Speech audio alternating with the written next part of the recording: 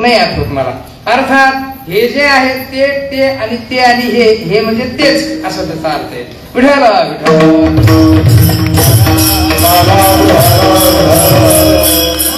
प्रेम असावं लागतं. त्या प्रेमासह वर्तमान अत्यंत त्यागपूर्वक प्रेम सुद्धा म्हणजे भक्तीला विरक्तीची गरज आहे. रात्री पण त्यांनी बोलता बोलता बोलले भक्त काय नाही भक्ती देहाच्या निरसने हा बोल कोणता भक्ती ते नमन वैराग्य तो त्याग ज्ञान ब्रह्मी भोग ब्रह्मतणू ही वारकरी संप्रदायाची ना त्रिसूत्री आहे बर का. जशी टिळकांची होती तशी महात्मा गांधींनी टिळकाची चोरली बर का त्रिसूत्री, पण महात्मा टिळकांची त्रिसूत्री होती तशी ही त्रिसूत्री आहे. तशी नाही यांच्यावरून ती काढलेली आहे टिळकांनी, पण ही जी त्रिसूत्री आहे वारकरी संप्रदायाची ही परिपूर्ण आहे. काय भक्ती ज्ञान आणि विरक्ती या गोष्टीला महत्व दिलं जातं. आता हल्लीचा वैचारिक भाव बदललाय आणि तो जरुरीचा पण आहे असं मला वाटतं. लोक म्हणतात असं विरक्ती सांगूनच वारकरी संप्रदाय भिकारी ठेवला, हे बरोबर आहे, पण लुटू नये अशा पद्धतीचं पण जरुरी शिकवलंय आपल्याला बरं का. या गोष्टी 2-3 असतात. अर्थात अशा प्रकारचा भक्ती ज्ञानाचा व्यवहार तो प्रेम लक्षणात्मक वृत्तीने असावा आणि ती भक्ती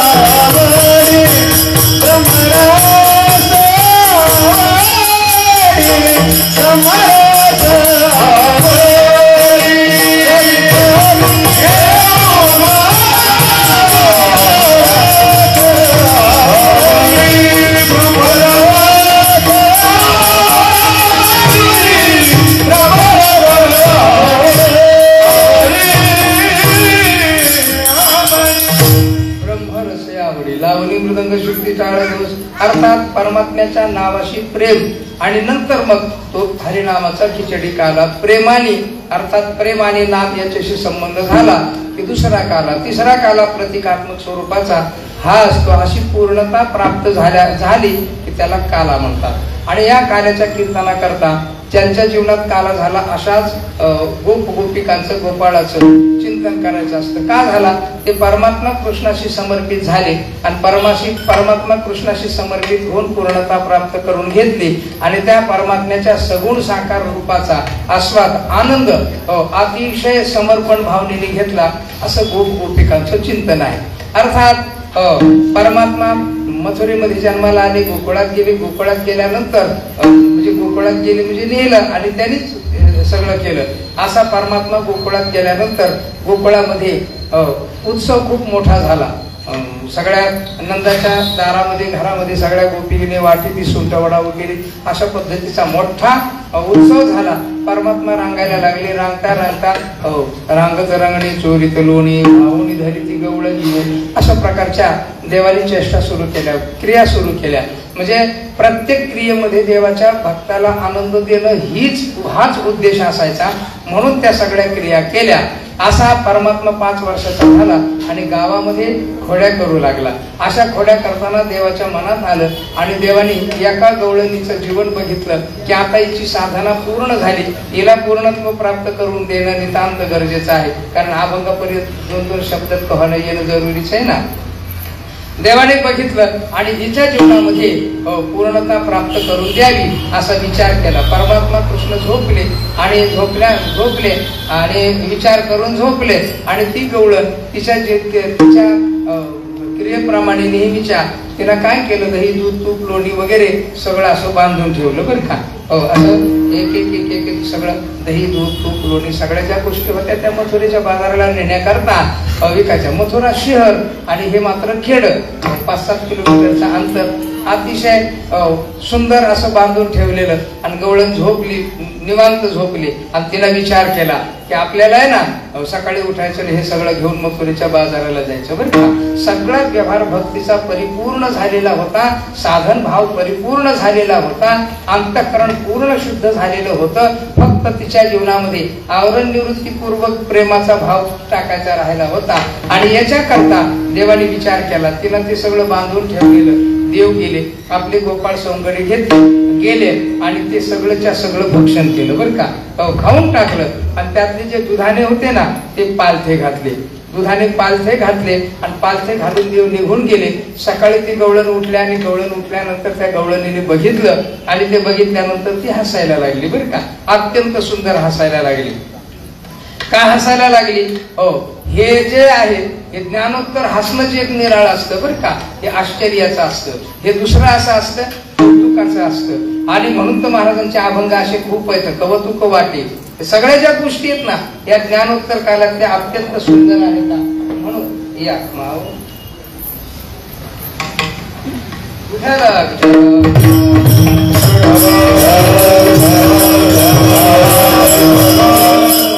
बघितलं हे सगळं दृश्याने हसायला लागली. हसायला लागल्यानंतर दुसऱ्या गोपिकीनं हे हसते का बघितलं आली आणि ती म्हटली हे एवढं सगळं झालं तरी तू हसते, हो बघ बघ ना म्हणे, बघ ना म्हणे, बघ ना म्हणे. आणि सगळ्या गोपिका तिथं उपस्थित झाल्या आणि त्याच्यावर चर्चा करायला लागल्या.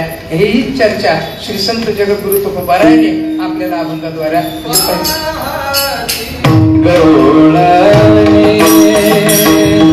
Ah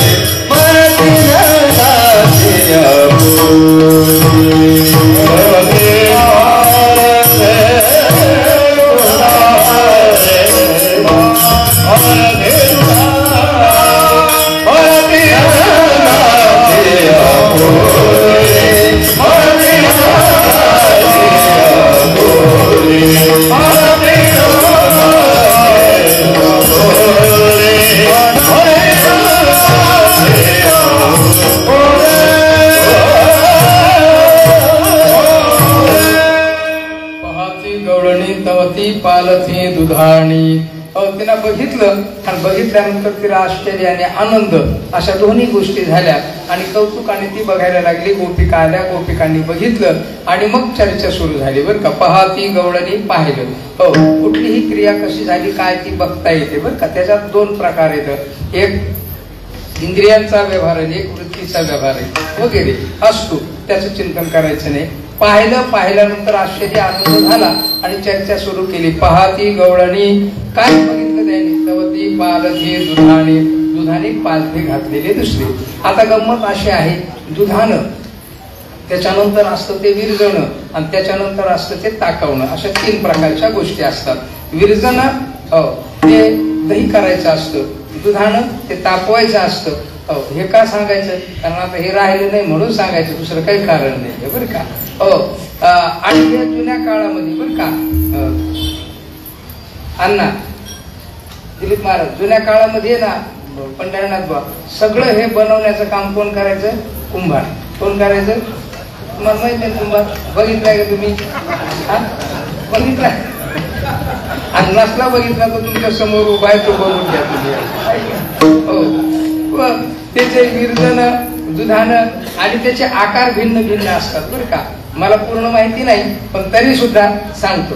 आकार भिन्न असतात. दुधाण्याचा आकार लहान असतो, विरजनाचा आकार त्याच्यापेक्षा मोठा असतो आणि त्याच्यापेक्षा मोठा असतो तो टाकाचा गाडग्याचा आकार असतो बरं का. असे तीन प्रकारचे. आता ह्याच्यात काय, दुधानं पालथं घातलं, याच्यात एवढं काय आनंदाचं झालं त्याचं कारण, दुधानं म्हणजे कारण शरीर आहे, विरजन म्हणजे सूक्ष्म शरीर आहे, त्याची व्याप्ती लहान मोठी मध्यम परिमाणामध्ये असते. आणि तिसरं आहे ते स्थूल शरीर, म्हणजे स्थूल शरीर म्हणजे टाकाचं गाडगा आहे असा आहे बरं का. म्हणून विरजन आणि टाकवणं हे फोडण्याची गरज पडत नाही. केव्हा, जेव्हा दुधानं पालथं घातलं जातं तेव्हा. दुधानं पालथं घातलं बरं का. पालथं घातलं शब्दाचा त्याच्यातही दोन तीन विचार खूप सुंदर सांगता येतील, पण त्याची चर्चा करण्याकरता वेळेची गरज आहे आणि केव्हा तरी करणार मी ती. आता मनात आलं माझ्या, पण आता नाही करणार, मला पुढं काम आहे आपल्याला थोडस 15-20 मिनिटाचं. अर्थात दुधानं पालथं घातलं म्हणजे कारण शरीर पालथं घातलं. घालता येतं का, पहिला प्रश्न. घालता येतं का त्याची निवृत्ती असते.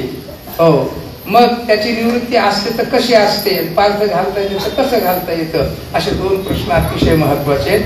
पण पालथं घातलं बरं का.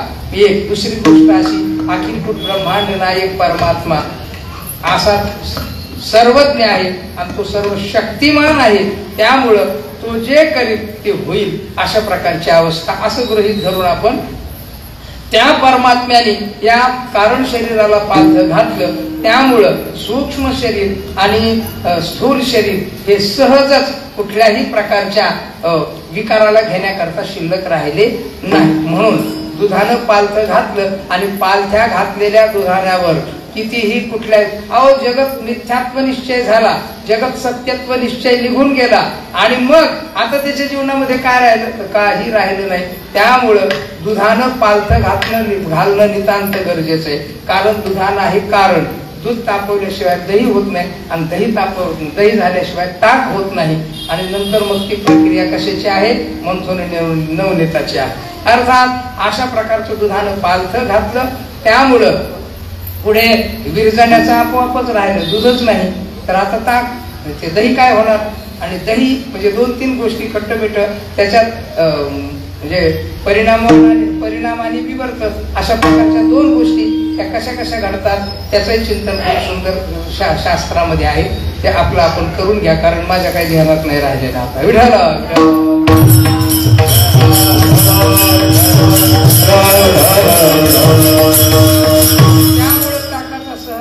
काय झाला, अभाव झाला.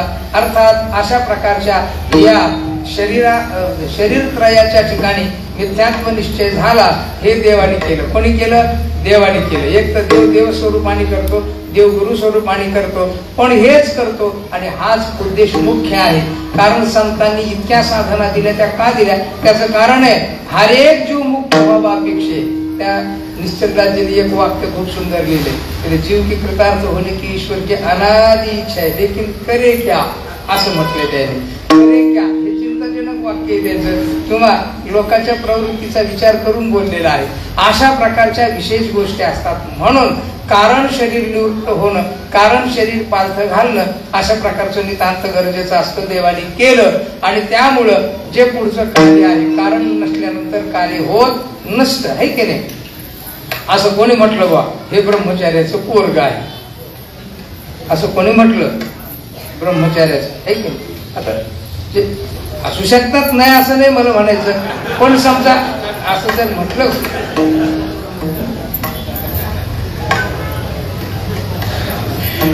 खरे खरे हो खरे खरंय ना, खरे खरे असं त्याच्याबद्दल तक्रार नाही माझी, पण असं म्हटलं तर पटेल का कोणाला, नाही पटणार ना, असं त्याचा अर्थात कारणाशिवाय कार्य घडत नसतं. कार्य उत्पत्ती करता कारणाची नितांत गरज असते. मग ते 1 असेल, 2 असेल, 3 असेल, 4 असतील, ते उपादान असेल किंवा अभिनयनिमित्त उपादान असेल, पण निमित्त आणि उपादान या 2 कारणाची नितांत गरज आहे, त्याशिवाय तुमचं कार्य होत नसतं. म्हणून कारण निवृत्ती झाली, आता कार्य उत्पत्ती कुठल्याही प्रकारची निव्वळ निखळ आनंद बर का, सहज सरळ सरळ जो आनंद आहे ना तो आनंद बर का मिळू लागतो. म्हणून पाहती गवळणी तवती पालती दुधाणी. आता हे दुधानं पालथं घातलेलं बघलं आश्चर्याने आणि सुंदर अशा प्रकारचं त्यांचं चर्चा चालली त्याच्यावर. मग ती म्हटली ठीक आहे, चोरी झाली, चोरी केली आणि ही उत्तम चोरी आहे हेही कळालं, पण ही कोणी केली असावी. दुसऱ्या चरणामध्ये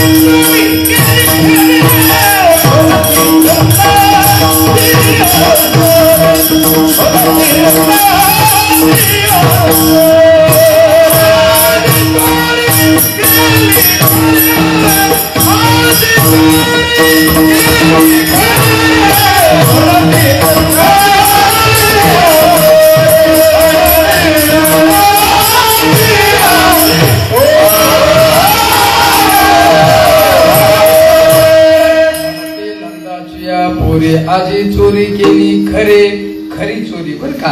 देव सुद्धा खरी आणि खोटी 2 प्रकारची चोरी करतो आणि विषय मात्र खोटी चोरी करतात आपल्या अंतःकरणाची, अंतःकरण वृत्तीची, आणि परिणाम मात्र शिक्षा खरी उपभोगावी लागते असं आहे. म्हणून चोरी 3 प्रकारची, देव 2 प्रकारची करतो आणि विषय एकच प्रकारची करतात, पण शिक्षा मात्र सत्य प्राप्त होते. अशा प्रकारची गोष्ट आहे. म्हणते नंदाची या पोरी आजी चोरी केली, खरी खरी चोरी केली. खरी चोरी केली म्हणजे काय केलं तर कारणाचा नाश केला किंवा कारणाचा बाध केला बर का. हो, अर्थात कारणाच्या ठिकाणी बाधावृत्ती निर्माण होणं नितांत गरजेची आहे. गुरुजीने एकदा पाठामध्ये बाधाचं लक्षण विचारलं बर का पंढरीनाथ भाऊ. मला काही लक्षात येणार, कोणालाच काही लक्षात येणार. गुरुजी पाठीमागे बसले होते, मागून आले असतील, बसले होते. गुरुजींनी तिकडून गुरुजींनी सांगितलं बरं का, अधिष्ठान अवशिष्टत्व म्हणजे बाध असं लक्षण सांगितलं. तर लक्षणच आहे ते, पण ते आम्हाला कोणाला आलंच नाही. गुरुजींनी म्हणजे शंकर महाराज पांचाळ गुरुजींनी सांगितलं, अधिष्ठान अवशिष्टत्व बाधत्व असं लक्षण आहे. अधिष्ठान अवशेष राहणं, अधिष्ठान अवशिष्ट अशा प्रकारचं राहणं. आता हे राहणं हा सुद्धा शब्द प्रयोग चुकीचा आहे त्याकरता बरं का वेदांताच्या दृष्टिकोनातून. पण असा बाधभाव निर्माण होणं, ही बाधवृत्ती निर्माण होणं खऱ्या अर्थाने त्याचं परिपूर्णता आहे. म्हणून ती गवळण म्हणते आजी चोरी केली खरी खरी चोरी आहे बरं काही. आणि अशी खरी चोरी होणं आपल्या जीवनातही नितांत गरजेचं. याच्याकरता अगोदर अनंत जन्म मागे बहुता जन्मी हे जी करीत आलो हे करावं लागतं. तर आणि तरच ही खरी चोरी होते, अन्यथा खरी चोरी होत मग आपणच चोर होतो अशी गोष्ट होऊन जाते बरं का. म्हणून महाराज जगद्गुरु तुकोबारा सांगतात म्हणती नंदाची या पोरी आजी चोरी केली खरी हो तया बिन नाशी नोहे दुसरी या ऐशी नाशी नोहे. म्हणते नंदाची या पोरे आजी चोरी केली खरी. एक गवळण उठली तू सांगायला लागली तया बिन नाशी नोहे दुसरी या ऐशी. हे जे सगळं तुझं जे म्हणणं आहे ना हे तुझं म्हणणं काय बरोबर नाही. मी आहे ना वेद वाचलाय. वेद काय केला वेद वेद वाचणाऱ्याला अहंकार भरता असतो आणि तो अहंकार जिरवण्याकरता संतांनी अवतार घेतलेला आहे.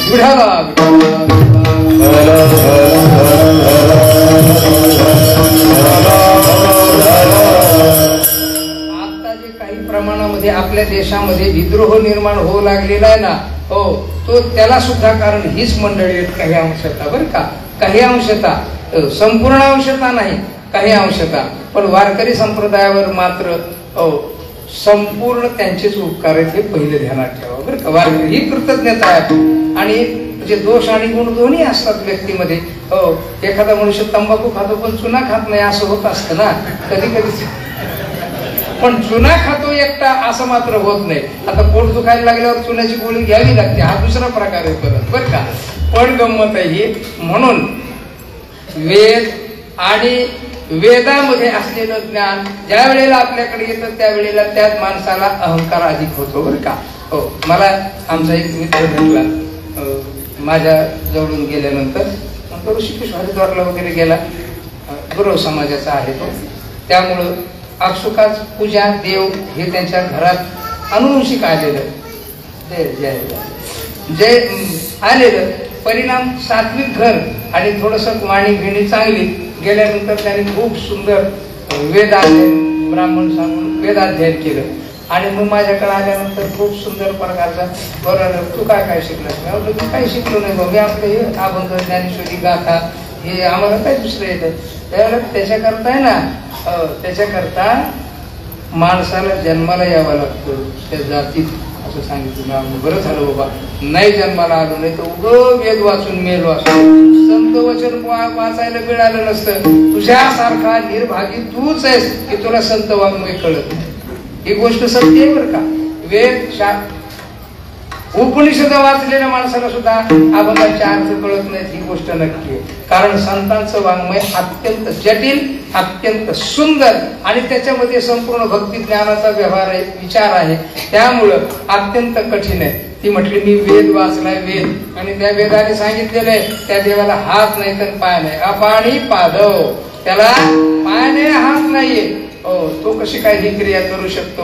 ही गवळण सांगितली त्या दुसऱ्या गवळणीने सांगितलं तुला माहिती नाही. आमच्या महाराष्ट्रामध्ये एक तुकाराम महाराज होऊन गेले आणि त्यांनी ना त्या निर्गुण निराकार परमात्म्याला गुणापर्यंत आणलं. ही गोष्ट मला शेवटच्या चरणात